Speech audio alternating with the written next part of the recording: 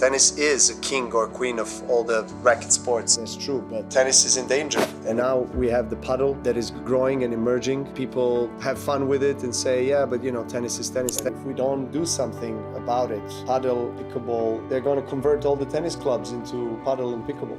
But in terms of innovation in tennis, how to attract younger audience, I think tennis on one hand is in a good place, but at the same time, when we look at Formula One, for example, and what they have done in terms of marketing, in terms of growth of the sport, the races around the world and how popular they are, I think we need to do a better job. And we are lucky to be a very historic and very global sport. But I think one of the studies that was done by PTPA 3-4 years ago showed that tennis is the third or fourth most popular sport in the world, most watched sport in the world, along with cricket. Number one is obviously football or soccer, as you call it in the States. Second one is basketball, and then it's tennis and cricket. But tennis is number 9 or 10 on the list of all sports in terms of using its popularity, commercializing or capitalizing on that. So I think there is a huge space for growth, that we are quite fractioned, I think, as a sport. So there's quite a bit of things, I think, for us to really collectively look at and try to improve it. And we need to grow the number of players that live from this sport. Yes, we talk about the Grand Slam winner wins this or that, but then it's always the focus on the grand prize. But what about the base level? I think we're still doing a very poor job there, very poor job. Because tennis is a very global sport, loved by millions of children that pick up a racket and want to play, but we don't make it accessible. We don't make it so affordable,